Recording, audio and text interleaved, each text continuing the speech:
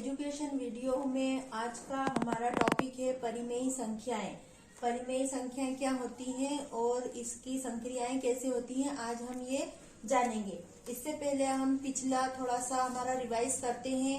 हमने अभी तक जो जो संख्याएं पढ़ी हैं उसमें पहली संख्या हमने पढ़ी है प्राकृत संख्या।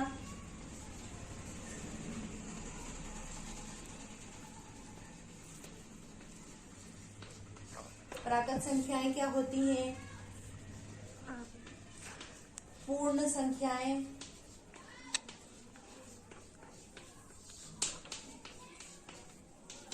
ठीक है, और पूर्णांक, ठीक है। तो प्राकृत संख्याएं क्या होती हैं, पूर्ण संख्याएं क्या होती हैं और पूर्णांक क्या होता है, ये हम पढ़ चुके हैं। प्राकृत संख्या एक बार हम रिवाइज करते हैं। प्राकृत संख्याएं हमारी संख्याएं जहां से शुरू होती हैं, मतलब 1, 2, 3, 4 और यह कहाँ तक जाती हैं, अनंत तक जाती हैं। तो ये संख्याएं क्या कहलाती हैं, प्राकृत संख्याएं कहलाती हैं। जब प्राकृत संख्याओं से पहले शून्य को शामिल कर लिया जाता है तो ये संख्याएं हमारी पूर्ण संख्याएं हो जाती हैं। ये हमने पहले की क्लासेस में पढ़ लिया है, और अगर आपको और अच्छे से समझना हो तो इससे पहले मैं 6th और 7th के 2 वीडियो डाल चुकी हूँ, उसमें आप बिल्कुल देख लीजिएगा। प्राकृत संख्याएं क्या होती हैं, 1 से लेके अनंत तक जाने वाली संख्याएं प्राकृत संख्याएं कहलाती हैं। जब प्राकृत संख्याओं में शून्य को शामिल कर लिया जाता है तो वह संख्याएं पूर्ण संख्याएं कहलाती हैं। और जब पूर्ण संख्याओं से में ऋणात्मक संख्याओं को, मतलब ऋण 1, ऋण 2 से लेकर ऋण अनंत तक, और 1, 2, 3, 4 और धनात्मक अनंत तक जो संख्याएं जाती हैं वो पूर्णांक कहलाते हैं। अब आज का हमारा टॉपिक है परिमेयी संख्याएं। परिमेयी संख्याएं क्या होती हैं?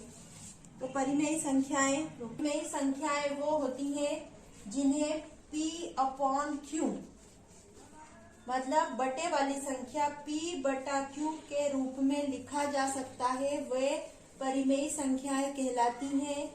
और Q ≠ 0, मतलब Q 0 नहीं है तो जो भी संख्याएं कहलाएंगी वो परिमेयी संख्याएं कहलाएंगी।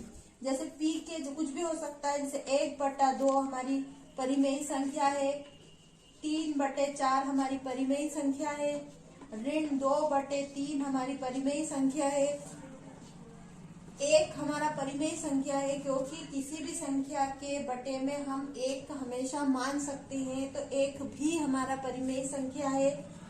2/1 हम मान सकते हैं तो ये भी हमारा परिमेयी संख्या है। 3/1 भी हमारा परिमेयी संख्या है। 0/1 परिमेयी संख्या है, लेकिन 1/0 जो है वो परिमेयी संख्या नहीं है। किसी भी संख्या के बटे में 0 अगर आ जाता है तो वो परिमेयी संख्या नहीं होता है। तो कोई भी जितनी भी बटे वाली संख्याएं वो सब परिमेयी संख्याएं कहलाती हैं। तो परिमेयी संख्या की परिभाषा क्या होगी, हम निकालते हैं। वे संख्याएं जिन्हें P/Q के रूप में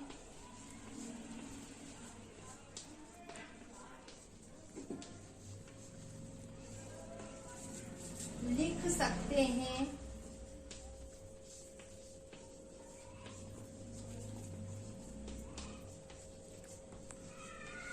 परिमेयी संख्या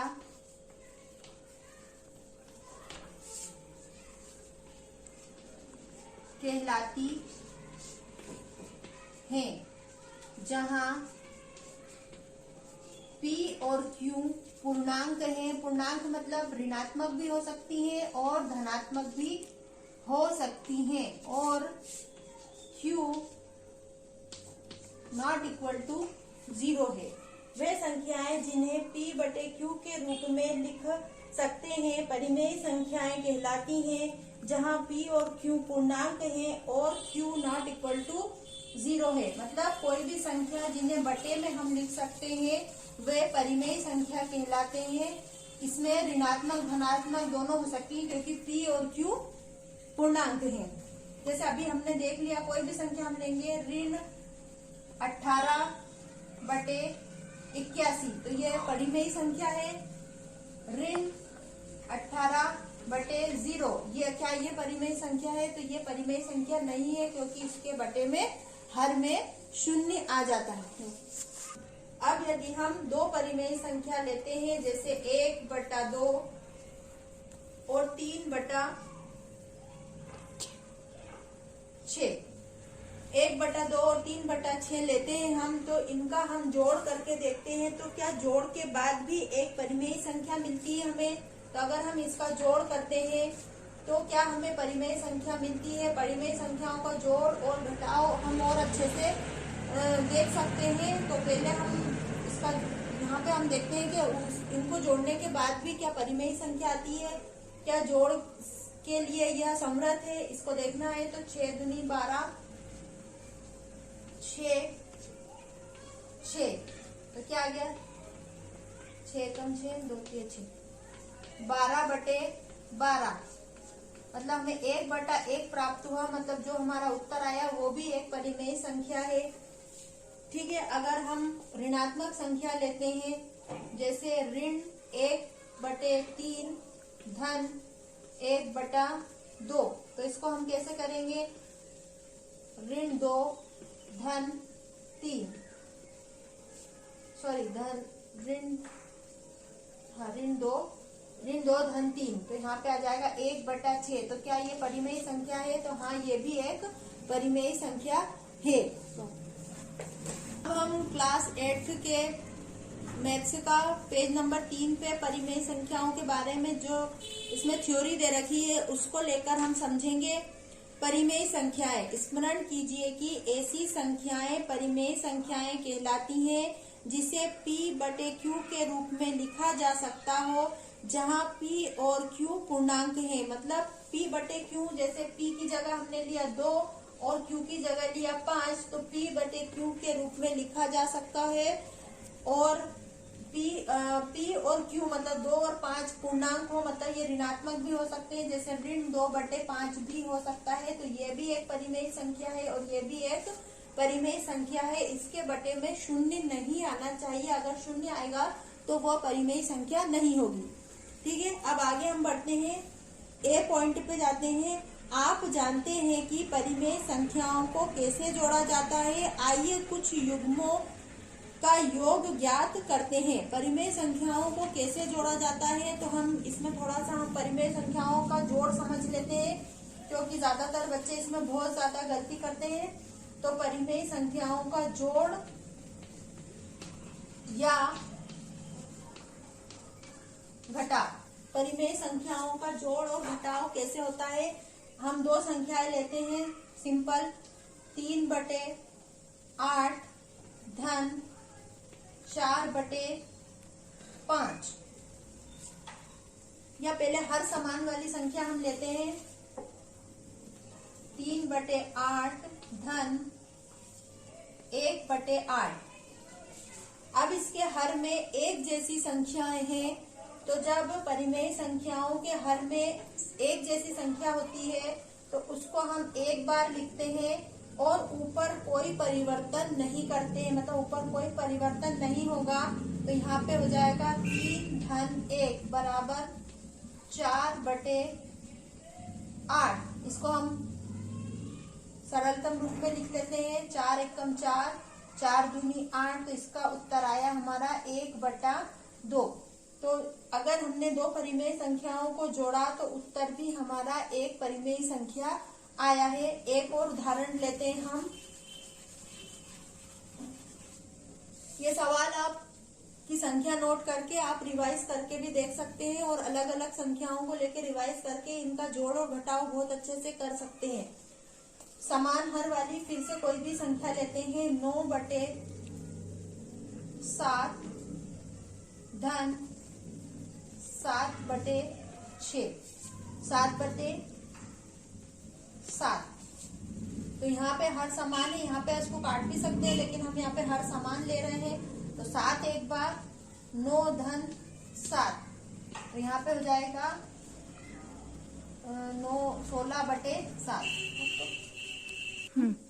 16/7, तो ये भी एक हमारा परिमेय संख्या हो गई है। अब हम कोई ऋणात्मक संख्या लेते हैं। अभी हम सब ऋणात्मक, अब हम कोई ऋणात्मक संख्या लेते हैं। अभी हम सिर्फ बटे में, मतलब हर में समान संख्या वाली संख्याओं का जोड़ और घटाव ले रहे हैं। यहाँ पे अब हम अगला ले रहे हैं 2/3 धन 1/3। यहाँ हर फिर समान है, तो समान हर में एक बार लिखेंगे -2 धन 1। जैसा हमने पूर्णांक के पिछले वीडियो में पढ़ चुके हैं, एक संख्या ऋणात्मक एक संख्या धनात्मक तो हमेशा घटाव होता है, मतलब 2 में से 1 घटेगा तो 1 आएगा, और 1 और 2 में से जो भी बड़ा है, 1 और 2 में से 2 बड़ा है, 2 के आगे ऋण का चिन्ह है, तो यहाँ पे हमारा उत्तर ऋणात्मक आएगा और 3 हमारा वैसा के वैसा ही आ जाएगा। तो ये 2 परिमेय संख्याओं का घटाव भी एक परिमेय संख्या हमें प्राप्त हुआ। अगली हम संख्या ले रहे हैं, थोड़ी बड़ी संख्या लेते हैं, 12/11 ऋण 10/11। हर समान है, तो हम अब यहाँ पे हमारा ऋणात्मक आ रहा है, तो हर समान है तो एक बार लिखेंगे और ऊपर कोई परिवर्तन नहीं होगा, तो 12 ऋण 10, तो 12 में से 10 जाएंगे हमारे, 2 बचेंगे, और 10 और 12 में से जो बड़ा है, मतलब 12 हमारा बड़ा है, 12 धनात्मक है, तो 2 भी हमारा धनात्मक आएगा, तो 2/11 ये हमारा उत्तर हुआ। तो 2 परिमेय संख्याओं का घटाव करने पर भी एक परिमेय संख्या हमें प्राप्त होती है। अब अलग अलग हर वाली संख्याओं का जोड़ और घटाव हम देखेंगे। छोटी संख्या लेते हैं पहले हम, 1/2 धन 1/3।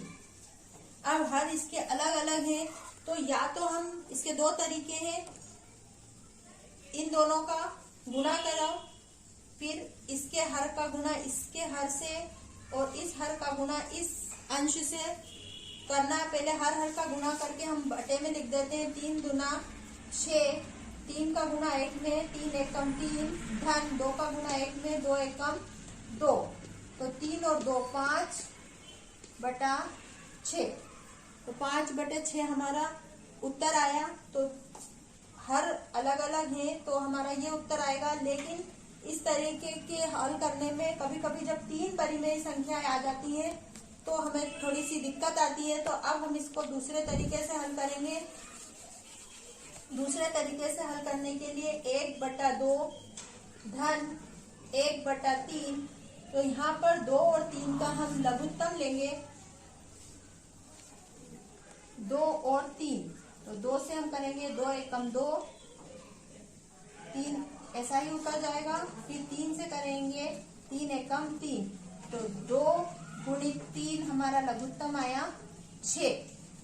अब हमें हर समान करना है, तो यहाँ पे 2 हमारा ऑलरेडी है, तो 2 को 6 बनाने के लिए हमें इसमें किस चीज का गुणा करना पड़ेगा, तो 2 को 6 बनाने के लिए हमें इसमें 3 का गुणा करना पड़ेगा। तो जब हर में हम 3 का गुणा कर रहे हैं तो अंश में भी हमें 3 का गुणा करना पड़ेगा।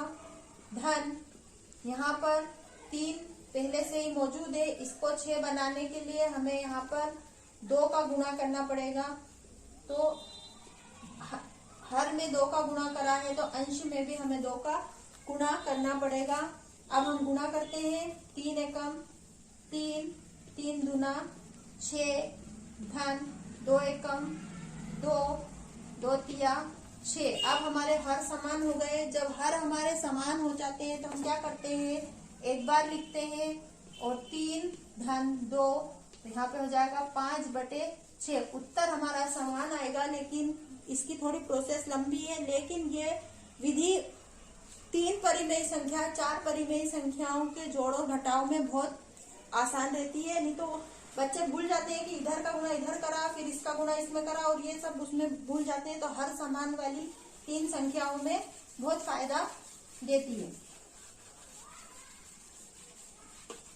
अब हम परिमेय संख्याओं का गुणा और भाग देखेंगे।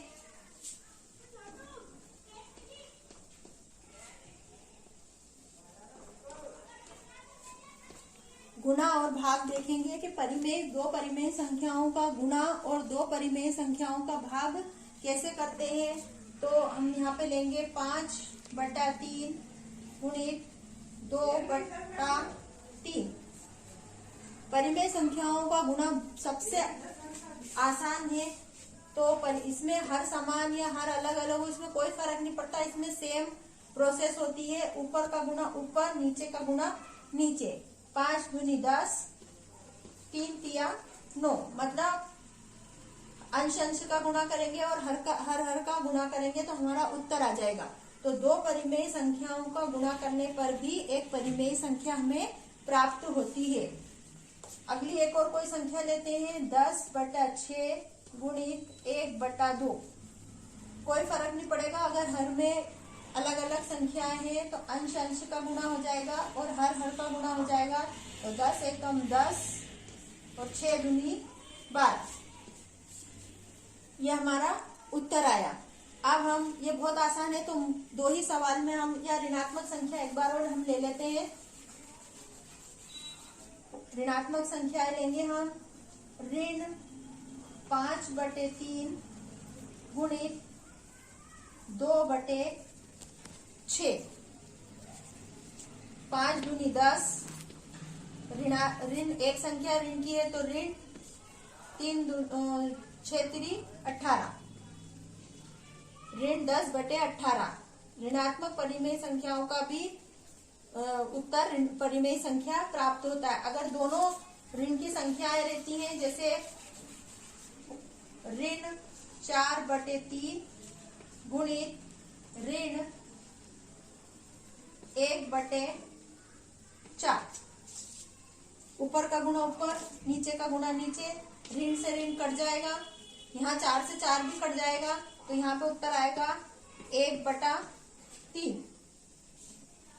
ऐसी संख्या लेते हैं जिसमें गुणा होगा हमारा 5/2, ऋण 5/2 गुणित ऋण 3/4। तो यहाँ पे ऋण कट जाएंगे और अंश का अंश में गुणा, हर का हर में गुणा। 5 3 15, 4 दूनी 8। ये हमारा आंसर हुआ। तो गुणा हमने समझा है, अब हम भाग समझेंगे। गुणा की तरह भाग भी बहुत आसान है। 1/2 भागित 3/4। जब भाग होता है तो पहले वाली संख्या वैसे के वैसे ही रह जाती है और भाग का चिन्ह गुणा में बदल जाता है और ये संख्याएं उल्टी हो जाती है। मतलब जो हर में रहता है वो अंश में चला जाता है, जो अंश में रहता है वो हर में चला जाता है। अब हम ऊपर का गुणा मतलब अंश का गुणा अंश में और हर का गुणा हर में कर सकते हैं। 4 एकम 4, 3 दूना 6। इसको हम और सरलतम कर सकते हैं। 2 दूनी 4, 2 तिया 6। इसका उत्तर आ जाएगा 2/3। मतलब दो परिमेय संख्याओं का भाग करने पर भी एक परिमेय संख्या हमें प्राप्त होती है। अब ऋणात्मक कोई परिमेय संख्या लेते हैं हम। ऋणात्मक परिमेय संख्या में ऋण 5/8 भागित ऋण 5/6। दोनों ऋणात्मक है तो पहले वाली संख्या वैसे के वैसा ही रह जाएगी। भाग का चिन्ह गुणा में बदल जाएगा और ये संख्या उल्टी हो जाएगी। तो 6 ऊपर चला जाएगा और ऋण 5 नीचे चला जाएगा। तो यहाँ 5 ऋण 5 आपस में कैंसिल हो जाएंगे। तो यहाँ पे हमारे पास बचेगा 6/8 जो हमारा 2 से कट जाएगा। 2 तिया 6, 2 चौक 8। तो यहाँ पे 3/4 हमारा आंसर आएगा। एक और संख्या लेते हैं हम 1/2 भागित 1/4। तो पहली वाली संख्या ऐसी रहेगी, भाग गुणा में बदल जाएगा और 4/1। तो यहाँ पे हो जाएगा 4 एकम 4, 2 एकम 2, कट जाएंगे 2 एकम 2, 2 दूनी 4, तो यहाँ पे हो जाएगा 2/1। यहाँ पे हम कह सकते हैं कि परिमेय संख्याएं भाग के लिए भी, भाग के नियम को भी फॉलो करती हैं। लेकिन अगर कोई ऐसी संख्या आ जाती है 1 या कोई भी 2/0, तो यहाँ बटे में हमारा 0 आ गया, तो ये परिमेय संख्याएं जो है वो इस नियम को फॉलो नहीं करती हैं, तो परिमेय संख्याएं भाग के लिए समर्थ नहीं होंगी। अब ये जो हमने जोड़ घटाव गुणा भाग सीखे हैं, और पिछली हमारी वीडियो में प्राकृत संख्या, पूर्ण संख्या, पूर्णांक के भी जोड़ घटाव हमने सीखे हैं। उससे रिलेटेड हमारी बुक का पेज नंबर 5 का पहला प्रयास कीजिए, उसमें रिक्त स्थान दे रखे हैं, वो आप हल करने की कोशिश कीजिएगा। ये देखिए, संख्याएं अंतर्गत समृद्ध हैं। परिमेय संख्याएं का हम योग करते हैं तो उत्तर भी परिमेय संख्या आता है, तो यहाँ पे हाँ हो जाएगा। घटाव करते हैं तो भी हाँ, गुणा में भी हाँ, और भाग में नहीं, क्योंकि बटे में कभी कभी शून्य भी आ जाता है। पूर्णांक मतलब ऋणात्मक संख्याओं के लिए हल करके हाँ नहीं करके हम इस तालिका को भरेंगे, पूर्ण संख्याओं के लिए भी भरेंगे और प्राकृत संख्याओं के लिए भी भरेंगे। इसको करके देखेंगे, अगर ये हमें आ जाता है तो कोई बात नहीं, और अगर नहीं आता है तो आप हमें इसको कमेंट सेक्शन में करके बताइए, तो हम इसका हल आपको करके अगली वीडियो में जरूर बताएंगे। और इस पूरे प्रश्नावली को, इस किताब की प्रश्नावली को प्राप्त करने के लिए आपको हमारे चैनल को सब्सक्राइब करना पड़ेगा, क्योंकि प्रश्नावली सब्सक्राइब करने वाले लोगों को ही मिलेंगी। और इसमें लाइव क्लासेस भी आपको इसी तरीके से सब्सक्राइब करने के बाद ही मिलेंगी। और आगे भी जाके 9th 10th का भी मैथ्स के वीडियो, 6th to 10th तक के वीडियो आपको मिलेंगे। तो जल्दी से आप हमारे चैनल को सब्सक्राइब कीजिए। और जो भी सवाल में अभी फिलहाल अगर आप कोई पढ़ाई कर रहे हैं और कोई भी प्रॉब्लम हो, तो आप हमें कमेंट में टाइप करके बता सकते हैं, तो हम अगला वीडियो उसका हम बना देंगे। और संडे के दिन क्रिएटिव संडे नाम से एक और प्रोग्राम आ रहा है, वो भी आप जरूर देखिए, आपको अच्छा लगेगा। और अभी जब एग्जाम खत्म हो जाएंगी उसके बाद TLM वाली वीडियोस आएंगी, जो जितने पार्ट है उतने TLM और खेल में मैथ्स वाले वीडियो बनाने की कोशिश की जा रही है, तो वो भी आपको बहुत अच्छे से फायदा देगी। तो आप इसके लिए जल्दी से हमारे चैनल को सब्सक्राइब कीजिए।